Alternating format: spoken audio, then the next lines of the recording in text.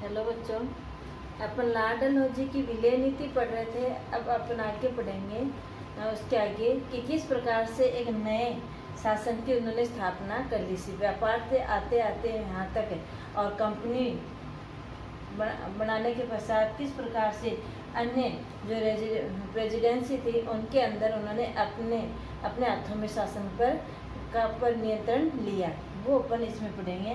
तो नए शासन की स्थापना कैसे की उन्होंने, ठीक है ना। नए शासन की स्थापना कि नए शासन की स्थापना इस प्रकार से की। लॉर्ड डलहौजी की विलय नीति अपन ने पढ़ी थी, अधिग्रहण नीति पढ़ी थी, ठीक है ना। कि जिस शासक के कोई पुत्र नहीं होगा उसकी मृत्यु के पश्चात उस क्षेत्र को और क्या कर लिया जाएगा, अपने अधिकार में ले लेगा। ब्रिटिश कंपनी अपने क्षेत्र के अंदर उसको शामिल कर लेगी। इसके पश्चात और क्या है कि किस प्रकार से कंपनी ने बहुत सारे जो है अपनी ताकतों को फैलाने के लिए, अपने क्षेत्र का विस्तार करने के लिए और क्या क्या किया उन्होंने, ठीक है ना। तो सबसे पहले भारत के प्रथम गवर्नर जनरल, उसमें का भारत का प्रथम गवर्नर जनरल कौन था? Warren Hastings. कौन था? वारेन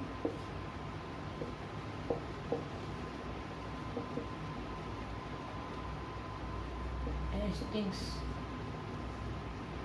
ये बात क्या था? प्रथम गवर्नर जनरल बना, ठीक है ना। इसमें अपन ये पढ़ेंगे अब कि नैसा प्रथम गवर्नर जनरल बना क्योंकि कंपनी क्या चाहती थी, कंपनी अपने क्षेत्र का प्रसार करना चाहती थी, अपने अधीन लेना चाहती थी भारतीय साम्राज्य को, भारतीय क्षेत्र को।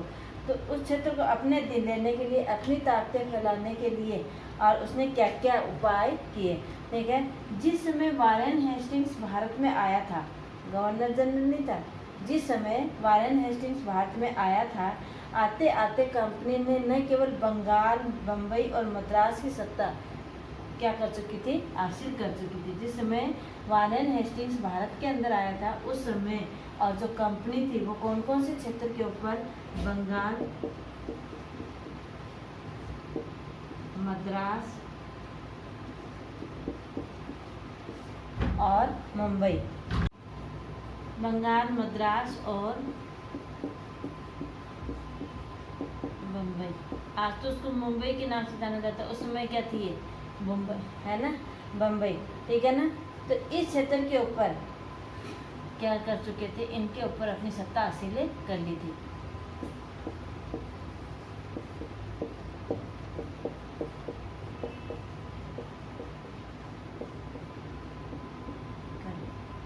ठीक है।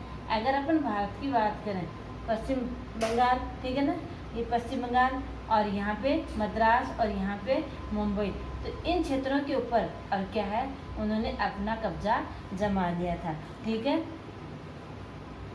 अब इसके पश्चात इन क्षेत्रों में कब्जा जमाने के पश्चात क्या किया उन्होंने कि उस समय ब्रिटिश इलाके को मोटे तौर पर और प्रशासनिक दृष्टि से कितने भागों में बटा हुआ था, 3 भागों के अंदर बटा। जिस समय वारेन हेस्टिंग्स भारत में आता है उस समय कंपनी बंगाल, मद्रास और बम्बई वाले क्षेत्र के ऊपर और अपना कब्जा कर लेती है, अपनी सत्ता, अपना शासन चलाना शुरू करती है।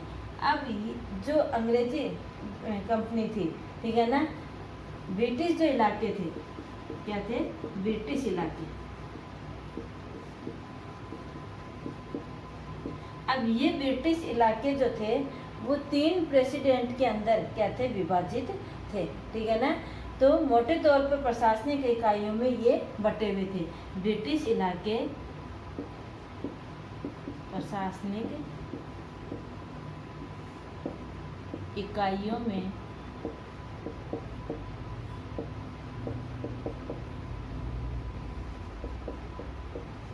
बटे हुए थे, इकाइयों में बटे हुए थे। इन इकाइयों को क्या कहा जाता था, प्रेसिडेंसी कहा जाता था, जिन्हें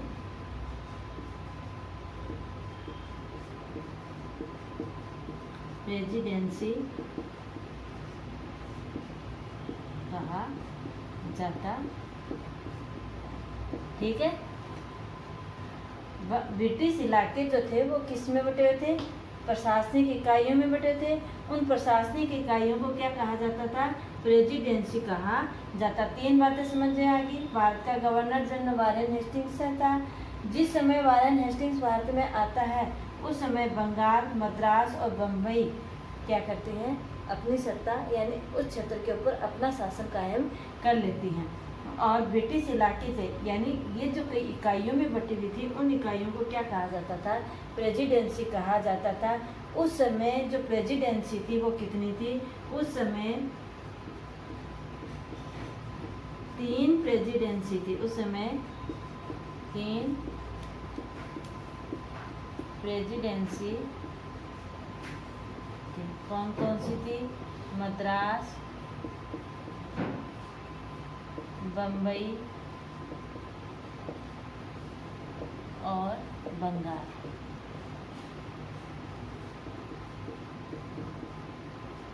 ठीक है, ये 3 प्रेसिडेंसियाँ थी। हर एक इन तीनों का यानी हर एक प्रेसिडेंसी का क्या होता था? गवर्नर जनरल होता था। हर एक प्रेसिडेंसी का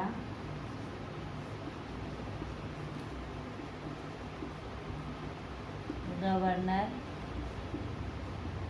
जनरल होता। ठीक है।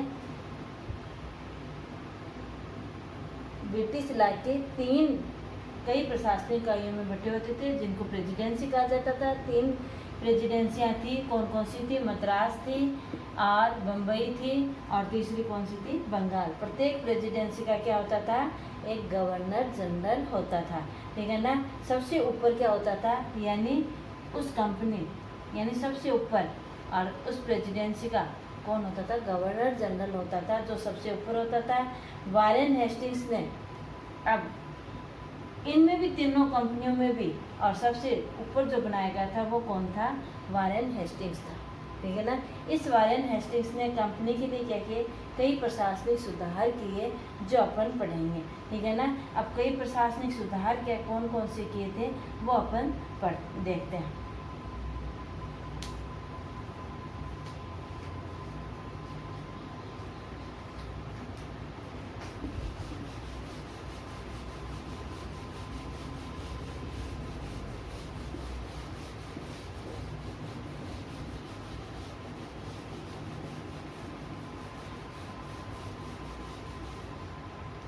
ये पढ़ लिया कि भारत का प्रथम गवर्नर जनरल कौन बनता है? वारेन हेस्टिंग्स बनता है। जिस समय वारेन हेस्टिंग्स भारत के अंदर आता है उस समय ब्रिटिश इलाके और क्या है? कई क्षेत्रों के ऊपर अपने सत्ता स्थायी हासिल कर लेते हैं और प्रशासनिक तौर पर ब्रिटिश इलाके कई भागों में बटे हुए होते हैं जिन्हें प्रेसिडेंसी कहा जाता है। उस समय 3 प्रेसिडेंसियाँ थी, मुंबई, मद्रास और कलकत्ता। और तीनों के इन प्रत्येक प्रेसिडेंसी का क्या होता था? एक गवर्नर जनरल होता था जो सबसे ऊपर होता था। और उनमें वारेन हेस्टिंग्स ने क्या किए थे? कुछ सुधार किए थे और वो क्या थे कि वारेन हेस्टिंग्स के द्वारा किए गए सुधार, वारेन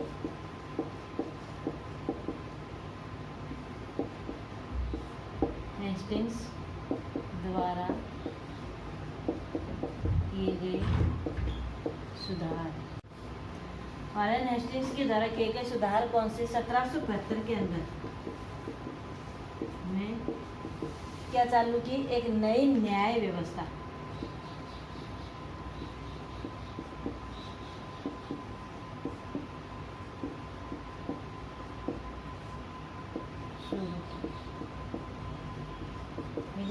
एक नई न्याय व्यवस्था शुरू की। इस व्यवस्था में प्रावधान किया।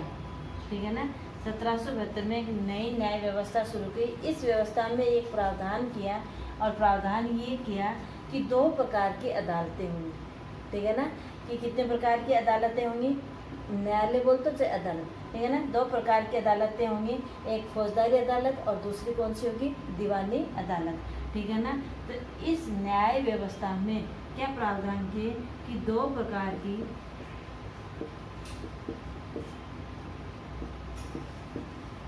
अदालतें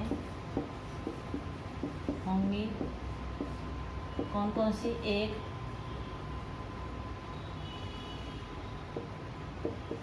फौजदारी अदालत,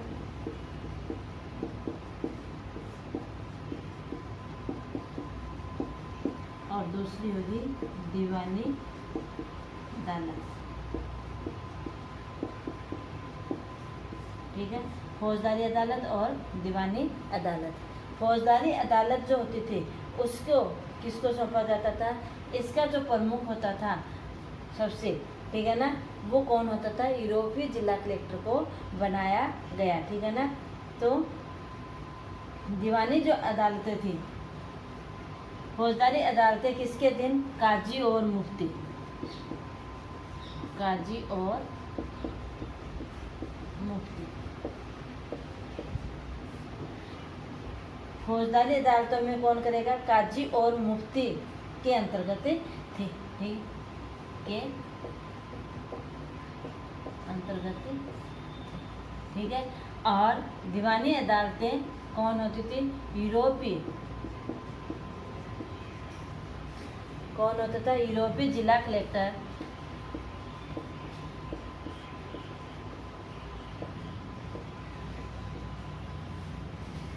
यूरोपीय जिला कलेक्टर क्या होता था? उसका प्रमुख होता था। ठीक है ना। यूरोपीय जिला कलेक्टर उसका मुखिया होता था।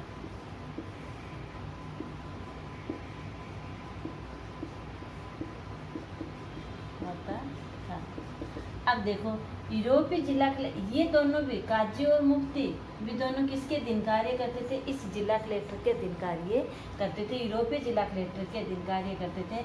और इसके अंदर इस जिला कलेक्टर को और न्याय देने, मतलब वो एक तरह से फैसले की सुनवाई करने जो होती, ये तो सिर्फ आदेश देता था। उनको कानून के प्रति जो कानूनों की जो व्याख्या जो करते थे वो कौन थे? मौलवी और हिंदू पंडित, मौलवी और हिंदू पंडित, मौलवी और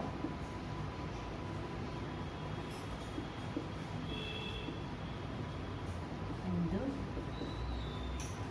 पंडित। मौलवी और जो हिंदू पंडित होते थे वो कानून की क्या करते थे? व्याख्या करते थे। पंडित कानून की व्याख्या करते। ठीक है, इतना समझ में आएगा। भारत का प्रथम गवर्नर वारेन हेस्टिंग्स के द्वारा कई सुधार किए गए। सुधार के 1772 में एक नई न्याय व्यवस्था शुरू की। नई न्याय व्यवस्था क्या थी? दो प्रकार की अदालतें शुरू की थी। उनमें क्या? एक फौजदारी अदालत थी और दूसरी कौन सी थी? दीवानी अदालत थी। फौजदारी अदालत जो होती थी वो किसके अधीन? काजी और मुफ्ती के अंतर्गत आती थी। ये काजी और मुफ्ती किसके अधीन कार्य करते थे? यूरोपीय जिला कलेक्टर के अधीन काम करते थे। दीवानी अदालत का जो मुखिया होता था वो कौन होता था? यूरोपीय जिला कलेक्टर होता था। और कानून की व्याख्या करने के लिए उसमें कौन होते थे? मौलवी और हिंदू होते थे। काजी उस समय किसको? एक न्यायाधीश होता था। मुफ्ती जो है वो मुस्लिम समुदाय की एक न्यायविद जो कानूनों की क्या करता हो? व्याख्या करता हो। और काजी भी इसी व्याख्या के आधार पर क्या लेता था? फैसला लेता था। तो मुफ्ती क्या है कि मुफ्ती है मुस्लिम समुदाय का, किसका? मुस्लिम समुदाय का एक न्यायविद है ना, न्याय का ज्ञाता हो। ठीक है ना, जो न्याय की व्याख्या करता हो और उसी व्याख्या को क्या करता था? उसी के आधार पर ये व्याख्या करता था, काजी करता था। और फैसला कौन लेता था? जिला कलेक्टर के द्वारा लिए जाते थे। उनकी निगरानी किसके ये अधीन किसके रहते थे? जिला कलेक्टर के अधीन रहते। आपको समझ में आएगा। एक प्रकार का न्यायाधीश मुफ्ती जो होता था वो मुस्लिम समुदाय के और का एक न्यायविद जो कानून की क्या करता हो? व्याख्या करता हो। इस प्रकार से अब देखो, वारेन हेस्टिंग्स के ऊपर भी क्या लगाया गया था? महाभियोग लगाया गया था। इंग्लैंड की संसद, ठीक है, इंग्लैंड के हाउस ऑफ कॉमन्स जो व्यक्ति के खिलाफ दुराचार का जो आरोप लगाया जाता है उसे क्या कहा जाता है? महाभियोग कहा जाता है। जब इंग्लैंड की जो उस समय, आज नहीं, आज का अलग है, आज अपने भी लगता है महाभियोग की प्रक्रिया राष्ट्रपति के ऊपर बड़े जो पद, लेकिन उस समय की अपन किसके ब्रिटिशकालीन व्यवस्था का उस समय की बात कर रहे हैं। उस समय जब इंग्लैंड हाउस ऑफ कॉमन में किसी व्यक्ति के खिलाफ दुराचरण का आरोप लगाया जाता था तो हाउस ऑफ लॉर्ड्स में उस व्यक्ति के खिलाफ, हाउस ऑफ लॉर्ड जो संसद का क्या कहलाता है, ऊपरी सदन कहलाता है। क्या कहलाता है? संसद का ऊपरी सदन कहलाता है House of Lords. House of Lords ये संसद का क्या कहलाता है? संसद का ऊपरी सदन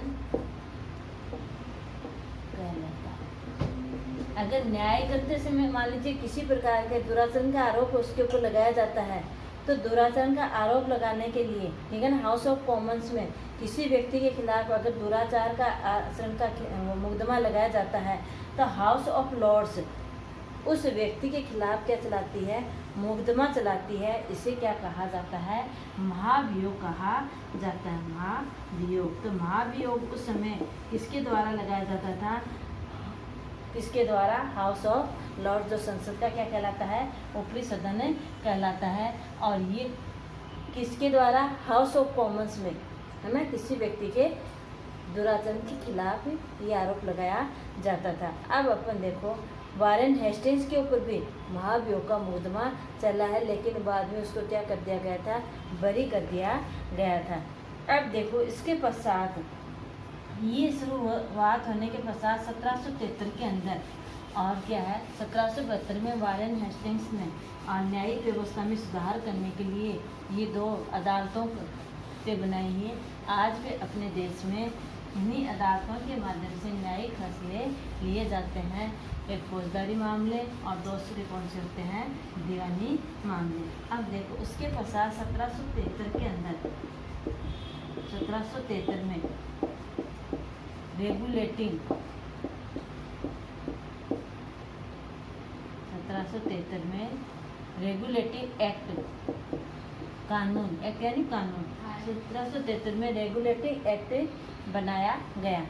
किसने बनाया? वारेन हेस्टिंग्स ने। 1773 में रेगुलेटिंग एक्ट बनाया गया और इस रेगुलेटिंग एक्ट के तहत यानी एक ऐसी संहिता तैयार की गई इस के लिए जो क्या कर सके, उसमें कुछ किस तरह से और कंपनी अपने अधीन उन क्षेत्रों के अंदर किस प्रकार से नियंत्रण और प्रारंभ कर सके, ठीक है ना।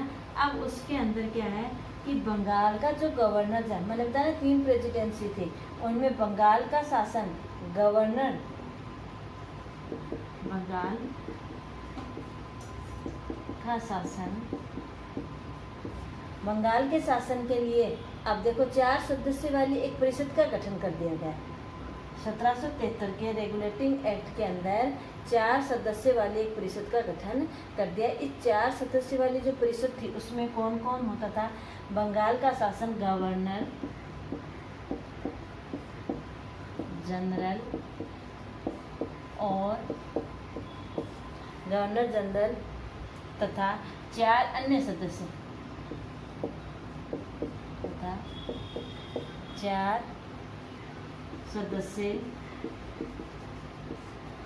सदस्य परिषद में निहित किया गया।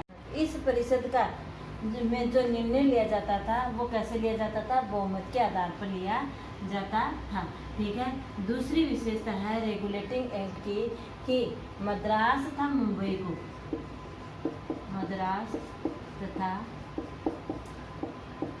बम्बई प्रेसिडेंसी को बंगाल प्रेसिडेंसी के अधीन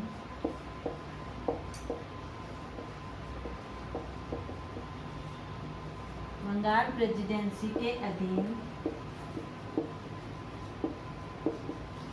कर दिया गया, ठीक है।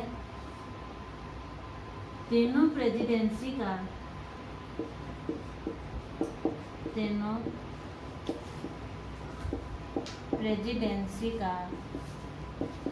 सर्वोच्च गवर्नर जनरल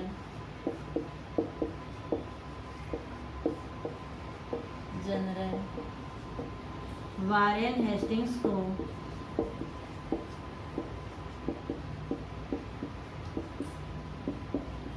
बना दिया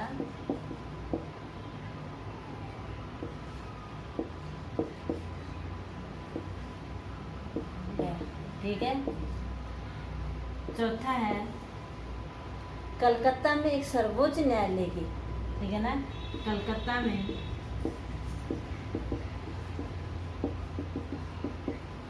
एक सर्वोच्च न्यायालय की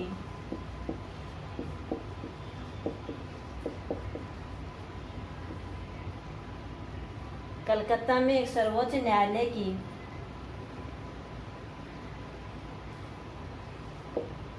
क्या की गई, स्थापना की गई।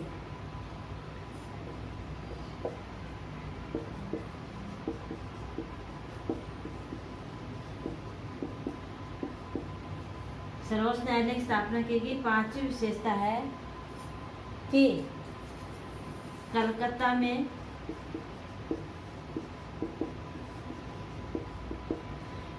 में स्थानीय अपीलीय, है ना, कलकत्ता में अपीलीय अदालत, जहां व्यक्ति अपनी अपील कर सकता है, अदालत अपन किसी न्यायालय के अंदर अपन जो निर्णय लेने के, न्याय करने के लिए जो अपन गुहार लगाते हैं, उस न्याय से अगर अपन संतुष्ट नहीं होते हैं तो अपन उसकी वापस पुनः दूसरे ऊपर वाले न्यायालय के अंदर अपनी बात को रखने के लिए जो अपन गुहार लगाते हैं वो क्या कहलाती है, अपनी अपील कहलाती है, ठीक है ना। तो अपीलीय अदालत की स्थापना की गई, स्थापना की गई। ये इस की क्या थी, 1773 के रेगुलेटिंग एक्ट की विशेषताएं थी। एक बार फिर सुन लीजिए। बंगाल का जो शासन था, गवर्नर जनरल सहित 4 सदस्य वाली परिषद का गठन किया गया। इस परिषद में निर्णय बहुमत के आधार पर लिया जाता था।